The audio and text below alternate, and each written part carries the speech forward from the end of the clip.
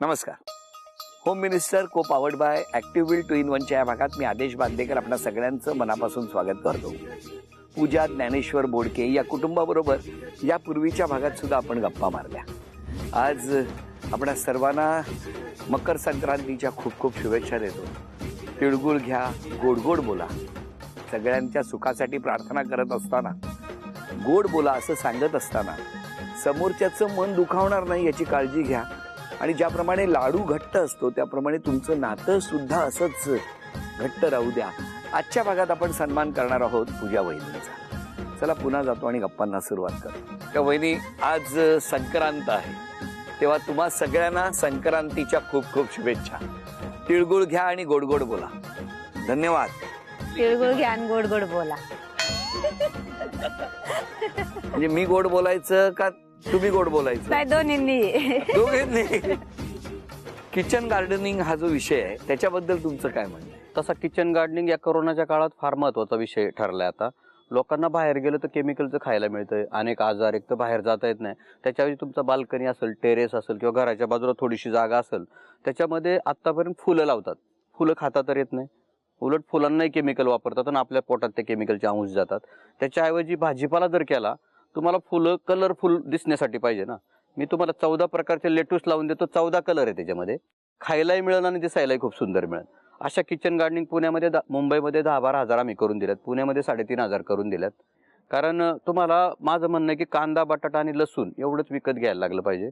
तुम्ही ऑफिसवरून आले, बसले, खूप कंटाळलेत आणि लगेच जर 4 चेरी टोमॅटो, एक लेटूस कापून चॉपिंग करून तुम्हाला खायला दिलं तर किती सुंदर वाटेल. म्हणजे त्याच्यामध्ये अजिबात केमिकल नाही. ह्या सिस्टम आता सुरू होणं फार गरजेचं आहे आणि त्याच्यासाठी आपण सगळ्यांनी इनिशिएटिव्ह घेऊ. आमचं तर आम्ही शेती करतोय, पण बाल्कनी आणि टेरेसवरची पण शेती आता झाली पाहिजे. तुम्हाला चांगलं तुमच्या नजरेसमोर स्वच्छ खायला जर मिळालं तर खूप मजा आहे त्याच्यात आणि आनंदही खूप आहेत. त्याचबरोबर अजून एक, बरेच लोक किचन गार्डनिंग करताना आम्हाला प्रश्न असं विचारायचे की आम्ही 8 दिवस गावाला गेलो तर पाण्याचं कसं काय. त्याच्यासाठी आम्ही टायमर पण बसवलाय. तुम्ही 8 दिवस गेलो तर आपोआप पाणी चालू होतं, बंद होतं. पाणी रोज देणं गरजेचं आहे. खत लेट दिलं तरी, उशिरा दिलं तरी चालतं, पण पाणी पाहिजे थेंबा थेंबा. त्याला ठिबक ड्रीप पण करून दिले आणि ऑटोमेशन पण करून दिले. ऑटोमेशनचा खर्च सांगायची 1,00,000-2 लाख, आम्ही 2,000-3,000 ऑटोमेशन करून देतो. म्हणजे खर्चही खूप कमी करतोय, पण तुम्हाला खायला गॅरंटेड चांगलं मिळणार. आणि 365 दिवस येणारं बियाणं पण या सीझनचं बिजनचं नाही, ऑफ सीझनला पण खायला मिळालं पाहिजे, कारण तेव्हा खूप महाग बाहेर रेट असतात. हा प्रयत्न प्रत्येकाने केला पाहिजे. आणि खरंच घर बसल्या घरात सुद्धा जर असा उपक्रम देण्यासाठी एक शेतकरी पुढे पाऊल टाकत असेल तर बघा किती महत्वाची गोष्ट आहे. केवढी मोठी मागणी आहे आणि केवढूस आपण खरं तर पिकवतो आहोत. उत्तरोत्तर उभ्या राहणाऱ्या सिमेंटच्या जंगलामध्ये शेती पण जपली पाहिजे आणि त्या शेतीला जपता जपता थेट घरात शुद्ध स्वच्छ खाणं पोहोचलं पाहिजे. यासाठी हातात काही राखून न ठेवता मनापासून त्यांनी सगळ्यांना देऊ केलंय. मला सांगा, उगाच यांना माऊली म्हणतात का हो? त्याच्यात हे माऊली पण त्याच्यात शेअर वाशिंचा अजून एक फायदा आहे. आता जे रिटायर्ड मंडळी आहेत तर नवीन जनरेशनला ते सेट होत नाही. त्याच्याऐवजी 1 तास सकाळी आणि 1 तास संध्याकाळी किचन गार्डन मध्ये रिटायर्ड मंडळींनी दिलं तर खूप चांगला त्यांना आनंदात दिवस जाईल. हे एक सगळ्यात महत्वाचं राहणार आहे पुढं. मी त्यांची भाची आणि मी त्यांच्याकडेच लहानपणापासून राहिलेले. माझे आई वडील नव्हते तेव्हापासून त्यांनीच मला शिक्षण वगैरे, लग्न वगैरे त्यांनीच केलं. पण ते माझ्यासाठी आई वडीलच आहे, मामा मामी नाहीच. कधी काही झालं ना, काही पण सांगितलं तर लगेच धावत येणार आणि खूप माझ्यासाठी खूप त्यांनी केले. आणि एकदा काय झालं, आता 10वी-12वी झाल्यावर मुली घरी येतात ना एकमेकांच्या, तशीच माझ्या मैत्रिणी आल्या. आम्ही बसलो, मामी मला म्हटले जा बाळा वरती दाखवून ये, म्हणून मी मैत्रिणींना घेऊन गेले आणि दाखवून येस्तवर इकडं पोहे चहा वगैरे आणून ठेवलं बाहेर आणि खाल्लं वगैरे. तर पोरी जाताना मला म्हणतात तुझ्या मामी आहे का? खरंच का? वाटतच नाही म्हणते, सेम आईसारखं. म्हटलं माझी आईच आहे ती. आणि खूप म्हणजे मला लई त्यांनी केलंय, मी कधीच विसरू शकत नाही त्यांचे उपकार. तिचे म्हणजे आमचे दाजी आणि बहीण खूप, ती लहान असतानाच एक्सपायर वारले. हो हो. त्यांच्या शेजारी जे आमचे जावई आहेत, बाचे जावई, ते पण आमच्या शेतीमध्ये शेती करत होते. ते का? हो. चांगली पेरणी केली तुम्ही. आमच्या ग्रुपमधलेच मेंबर होते, पण ग्रुपमध्येच ते आम्ही जमून टाकलं. म्हणतो चांगला मुलगा आहे, शेती करतोय आणि आपल्या भाचीचं जमून जाईल. काय हो, काय शेतीचा फायदा आहे का कसं काय? 100% शेती कराल तर लोक जगतील, नाही तर नाही. जोपर्यंत शेती आहे तोपर्यंत लोकांना मरण नाही. बरं, तुमच्या बाजूला बसलेल्या तुमच्या कोण आहेत? मिसेस. त्यांनी स्वभावात कुठला बदल केलेला आवडेल तुम्हाला? रागेटपणा. कळलं का? ऐकलं का? रागेटपणा आणि किरकोळ कारणावर न रडायचं. रडायचं. ते हळवे. बरं, या दोघांबद्दल काय सांगा? त्यांच्याबद्दल जेवढं सांगेन तेवढं कमीच आहे, नाही का? त्यांचं नावच माऊली आहे. पण एखाद्या शेतकऱ्याकडे मी विचारतो, 2 किलो 3 किलो 5 किलो एवढंच जर निघालं त्याला सुद्धा मार्केट मिळतं? हो, त्याला मग ग्रुपच्या मध्ये घेतो त्यांना. म्हणजे आता आमच्या इथं जर 305 लोकांचा ग्रुप आहे आणि साधारण 873 एकरवरती आम्ही भाज्या करतो. बचत गटांकडे यांच्याकडे ग्राहकाचं प्लॅनिंग असतं आधीच, की आम्हाला 25 ग्राहक मिळालेत, 25 पुरतच मटेरियल असतं आमच्याकडं. जर 2-3 वाढले तर त्यांना सांगतो की पुढच्या आठवड्यात तुमची व्यवस्था करू किंवा 2 महिन्यांनी करू, आम्हाला प्लांटेशन करावं लागेल. मग एकत्र महिन्याच्या मीटिंगमध्ये प्लांटेशन इंडस्ट्रीची सेम इंडस्ट्रीप्रमाणे पण काम. मला सांगा, केवढ्या कार्यक्षेत्रासाठी तुम्ही काम करता? आता पूर्ण महाराष्ट्रात करतो आणि महाराष्ट्राच्या बाहेर 6 राज्यात थोड्या थोड्या प्रमाणात काम चालतं. आणि खूप चांगले दिवस शेतीला आलेले आहेत आता. होय, कारण जगातली माणसं जोपर्यंत जिवंत आहे तोपर्यंत आपला व्यवसाय चालणार आहे. याला मंदी नाही बंदी नाही, काही अडचणच नाही. पण काय साधारणतः आता तुम्ही मला सांगा, आता मी शेतकरी आहे, हो बरोबर आहे, हो. माझं शेत आहे छोटस. हो. आता मला पीक करायचं आहे उद्यापासून. हो. कुठल्या 5 गोष्टी सांगाल? हो, पहिलं तुम्हाला पीक करायचंय ना, पिकं कुठल्या सीझनला काय घ्यायचं, बियाणं कुठं मिळतं, ही सगळी माहिती आमच्याकडनं घ्यायची. आता या महिन्यात समजा सुरू करायचंय, तर पहिली 5 पिकं कुठली घेतली पाहिजेत सांगा. हो, आता पहिली 5 पिकं नाही, आम्ही तुम्हाला काय सांगणार, पहिलं की तुमच्या शेजारी 20 ग्राहक शोधा. 20 ग्राहक, त्याच्यामध्ये मग शाळेतले शिक्षक चालतील, डॉक्टर लोक असतात, सरकारी अधिकारी, नोकरी करणारे. यांना फक्त सांगायचं की मी 1 एकरमध्ये ऑर्गॅनिक पद्धतीने भाजीपाला पिकवणार आहे, तर तुम्ही घ्याल का? शिवाय त्यांना सांगायचं की मॉलला ज्या किमतीत केमिकलचा भाजीपाला घेतात त्याच किमतीत मी तुम्हाला ऑर्गॅनिक घरपोच देईल.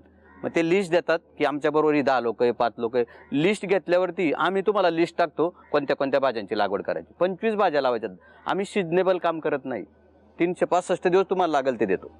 मग तुम्ही म्हणाल पाऊस पडल्यावर कसं काय शेती करता, गारपीट झाल्यावर कशी शेती करता? त्यासाठी आम्ही शेड हाऊस केलेत. गारपीट होऊ द्या, 47 डिग्रीपर्यंत तापमान जाऊ द्या, तुमचं तौक्ते नावाचं वादळ येऊ द्या, निसर्ग येऊ द्या, आम्हाला काही फरक पडत नाही. आम्ही कंट्रोल फार्मिंग पण केले 50% जागेवरती. त्याच्यामुळे तुम्हाला 100% कुठेही भाजीपाला नाही मिळाला तर आमच्याकडून मिळणार. बोला ताई, सांगा. वहिनी दादाबद्दल सांगायचं म्हटलं तर दोघंही छान आहे, स्वभाव अगदी मस्त. आम्ही 5 बहिणींचं कुटुंब. वहिनी आमच्यात सेम. आपण अंगणात जावं, माहेरी गेले तर वहिनी अंगणात भाजी निवडत असते. तिथं त्याच्या शेजारी पिशवी ठेवून बसायचं, काम चालू आमचे. म्हणजे असं घरच्या सारखंच अगदी. सासर माहेर दोन्ही सेम. माझं जास्त वहिनीशी कॉन्टॅक्ट आहे. आणि आम्ही 5 बहिणी, तशी आमची 6वी वहिनी चांगली आहे. आणि आमच्या आईचा आशीर्वाद खूप त्याच्या पाठीशी आहे. आईच्या तोंडात जेवढं देवाचं नाव तेवढंच त्या माऊलीचं नाव. आईचे खूप आशीर्वाद, खूप पुण्य आहे त्याच्या पाठीशी आहे. त्याचं म्हणजे प्रयोग करणं, चांगली शेती अभ्यास करून करणं, त्याचं म्हणजे सगळं निवेदन पद्धतीने शेती आहे. आम्हालाही सांगतो. हो, नंदबाई आमच्या खूप प्रेमळ स्वभाव आहे आणि छान आहे. सगळं कौतुकच चाललंय असं ना? कौतुकासारखंच आहे. कधी त्या माहेराला आल्याच नाही ना, येतच नाही शेतीमुळे जमतच नाही त्यांना. का? तुम्ही त्रास देता वाटतं आल्यावर? कधीच नाही. त्यांना विचारा. काय हो, माहेरी जाणंच थांबलं? हो, तिकडं मग 2000 मिळणार नाही ना, त्यामुळे माहेरी जाणं सोडून दिलं. 2000ची सगळी गंमत आहे, कळलं का? हो. मी त्यांची भाऊज आहे आणि मी त्यांची जाऊबाई आहे. त्यांच्याबद्दल सांगायचं म्हणलं तर अख्ख्या देशात नाही, लाखात एक आहे आमचे धीर. हो, जेवढं त्यांच्यासाठी कौतुक करा आणि सांगन तेवढं थोडंच आहे. त्यांच्या जर म्हणजे ह्याने जर हे केलं तर कुठलंही काही करा, शेती करा, भाजीपाला करा, काही करा, मार्केटिंग तर भेटते. आणि प्रत्येक महिलांना, बचत गटातल्या महिलांनाही भरपूर म्हणजे काम भेटतंय आणि व्यवसाय भेटतोय. डायरेक्ट आपण स्वतः पॅकिंग करून स्वतःच प्रत्येक ग्राहकाशी देणं. तर लहानपणापासूनच असं वडिलांचा टाइम कमी भेटला, कारण शेतकऱ्यांबरोबर वगैरे खूप टाइम म्हणजे बऱ्याच वेळा बाहेर असायचे. पण आई बरोबर आम्ही कायम शेतातच काम वगैरे करायचो. पण वडिलांचं असं होतं की एकदा एक काम केलं की ते परत कोणी करावं लागलं नाही पाहिजे, म्हणजे परफेक्शन त्यांच्याकडून आम्ही शिकलो. आणि त्यांची मेहनत आम्ही बघत होतो लहानपणापासूनच. पण आम्हाला कोणत्या गोष्टीची कमी पडली नाही. शेती तर आपल्याला करायची आणि आपल्या बरोबर मुलांनी पण, बाकीच्या मुलांनी पण कशी केली पाहिजे. यासाठी आमचे पण आता बरेच मुलं वगैरे येतात मार्गदर्शनासाठी. खूप चांगलं वाटतं की बाबा आम्ही पण त्यांच्या पावलावर पाऊल. मग शिक्षणाचा उपयोग तुम्ही शेतीसाठी आता काय केलाय? मी आता शेतीमध्ये जे आपल्याला नांगरणीसाठी, मशागतीसाठी जे मोठे ट्रॅक्टर लागतात त्याच्याऐवजी आम्ही छोटे ट्रॅक्टर काढतो. म्हणजे जे आपण 10-12 वर्षाचा मुलाला पण चालवता आलं पाहिजे किंवा एखाद्या घरातील महिलाला पण ते चालवता आलं पाहिजे. परत आम्हाला मेन प्रॉब्लेम होता गायी सांभाळायची, म्हणजे मग गायीला चाऱ्यासाठी. मग चाऱ्यासाठी आम्ही एक मजूर ठेवायचो. त्याच्याऐवजी आम्ही 8 बाय 9 फुटाच्या जागेत गाईसाठी हायड्रोपोनिक मध्ये चारा तयार करतो एकदम सोप्या पद्धतीने. आणि जिथं 2-3 हजार लिटर पाणी लागायचं 100 लिटर पाण्यात 3 गायांसाठी चारा तयार करतो. नमस्कार, मी प्रिया. आई बाबांबद्दल सांगायचं म्हटलं तर जसं बाबा खूप कमी वेळ पहिल्यापासून आम्हाला मिळायचा. लहानपणापासून तसं आम्ही दोघंही शेतात आईला मदत करायचो. आम्हाला लेबरचा प्रॉब्लेम खूप वर्षापासून आलेला आहे, कारण IT पार्क जवळ असल्यामुळं. मग पहिले बाबा होते तर ट्रान्सपोर्टेशनला वगैरे ते जायचे. मग आई मला म्हटली की आता बाबा नसतात, बाहेर असतात, मग असं कर तू 4 व्हीलर चालायला शिकले. प्रमोदनीच शिकवली. आणि मग कळालं की प्रत्येक गोष्टीवर आपण मुलीही पर्याय शोधू शकतो. म्हणजे असं काही नाही की घरात जेंट्सवरच डिपेंड राहायची गरज आहे. मग असं हळू सगळं शेतात काम करू लागलो.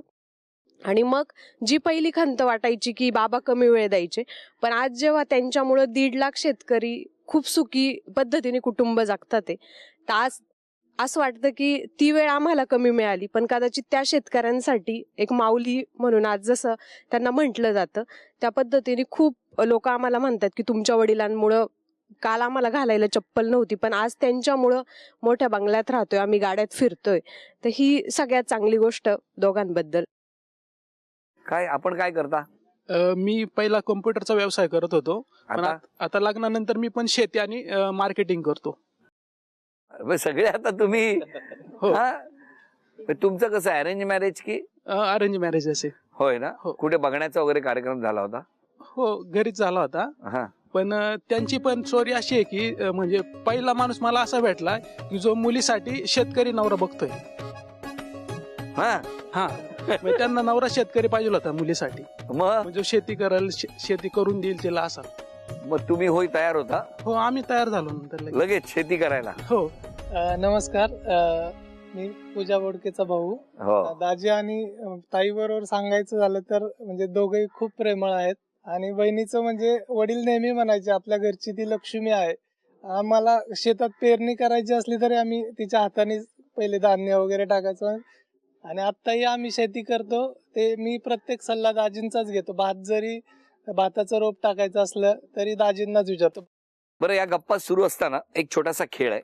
तुम्हाला ना या सगळ्या गप्पांच्या ओघामध्ये आज तन्मणी कोण मिळवून देणार ते मला बघायचंय, बक्षीस म्हणून. आणि ते आव्हान आपण आज मुलीला देणार आहोत.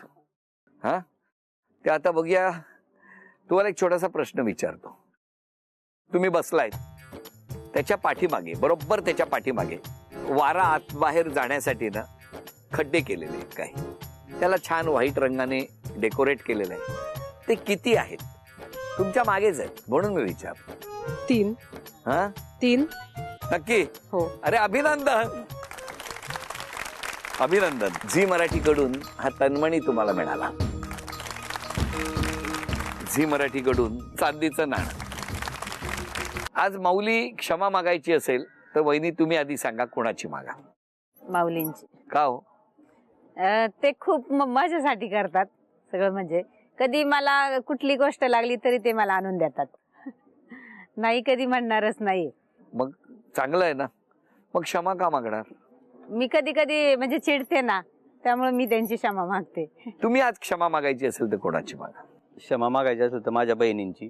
त्यांनी जो मला वेळ दिला तसा मी त्यांना वेळ देऊ शकत नाही, कारण मी बऱ्याच वेळा अनेक शेतकऱ्यांकडे जातो. महाराष्ट्रामध्ये खूप ग्रुप वाढल्यामुळं बऱ्याच वेळा वाटत असेल लय मोठा झालाय आता, सारखाच फिरतोय असं, म्हणून त्यांची क्षमा मागतो की तुम्ही माझ्यासाठी खूप केलं, पण मला आता पण जेव्हा गरज आहे तेव्हा नक्की असणार आहे, एवढंच. म्हणून त्यांची क्षमा मागतोय माझ्या बहिणींची. आजपासून स्वतःच्या स्वभावात एक बदल करायचा असेल तर कुठला करणार? सगळ्या फॅमिलीने एकत्र राहायचं आणि आनंदी राहायचं सगळ्यांनी. हो. हो. आणि तुमच्या स्वभावात कुठला बदल करणार? माझं त्यांच्यावर चिडणं कमी होईल? कमी होईल. हो. हा, मी कधीतरी चिडते, म्हणजे शेतामध्ये गेलं तर काय माझ्यातून चुकी झालं तरच, नाही तर तसं आम्ही चिडत नाही, भांडणं करत नाही कधीच. भांडणं जर झाली तर एकाने गाईपाशी जायचं आणि तिच्यापाशी जाऊन तिच्याशी प्रेमाने हात लावायचा, सगळा राग निघून जातो. किती मस्त, काय छान सल्ला दिलाय, हो की नाही? तुम्ही आजपासून स्वतःच्या स्वभावात किंवा स्वतःमध्ये एक बदल करायचा असेल तर कुठला? फ्लेक्झिबल राहणं. कारण बऱ्याच वेळा मला असं वाटतं मी जे चाकोरी बघतो त्याच सिस्टम मध्ये सगळे चालले पाहिजे, तसं होणार नाही. तर थोडंसं फ्लेक्झिबलचा विचार मी करतो की कारण ऍडजस्ट नाही केलं तर एखादा प्रोजेक्ट थांबू शकतो, एखादा गरीब माणूस पुढे यायचा थांबू शकतो. तर ऍडजस्टमेंट हा स्वभावात बदल करेल. गेल्या भागामध्ये आपण तुमचा सन्मान केला होता आणि आता या भागामध्ये या माऊलीचा सन्मान करणार. पण पैठणी मिळवून देण्याचा जो मान आहे ना, तो कोण पटकावणार ते आता ठरणार आहे. आणि त्यासाठी खेळणार आहेत 2 बहिणी, मोठी आणि लहान. तुमच्या दोघींमध्ये एक खेळ होणार आणि त्या खेळामध्ये ज्या कोणी जिंकणार त्या या माऊलीला पैठणी मिळवून देणार. मला बघायचंय आता पैठणी कोण पटकावून देत आहे. त्यासाठी हा खेळ. संक्रांतीला अत्यंत महत्व असतं ते सुगडीचं, म्हणजे मातीचं जे छोटंसं मडकं असतं त्याला सुगड म्हणतात. त्या सुगडमध्ये ना काही सुपाऱ्या ठेवल्यात. चिमट्याच्या सहाय्याने सुपारी काढायची आणि बाजूच्या वाटीत गोळा करायची. तेव्हा सर्वात जास्त सुपाऱ्या तुमच्या दोघींपैकी सर्वात आधी कोण गोळा करणार त्या माऊली या आमच्या वहिनींना पैठणी पटकावून देण्याचा मान पटकावणार. तर मला बघायचंय मोठी नणंदबाई की छोटी नणंदबाई पैठणी मिळवून देते. 1 2 3.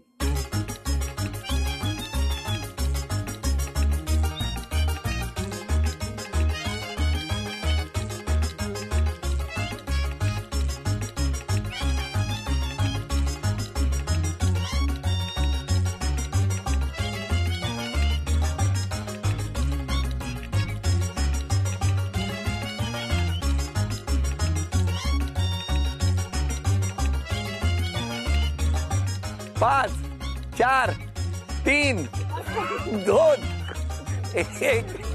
वेळ संपली. तुम्ही मोजाव तुमच्या किती आहेत मोठ्यानी. 4 5 6 7 8 10 13. तुम्ही 4 5 6 7 8 9 10 11 12 13 14 16 17.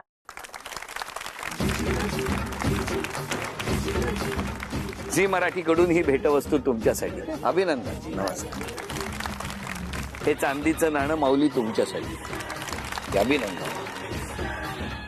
वैद्यांना मिळत आहे तथास्तु पुणे आणि कोल्हापूर यांच्याकडून पैठणी. अभिनंदन.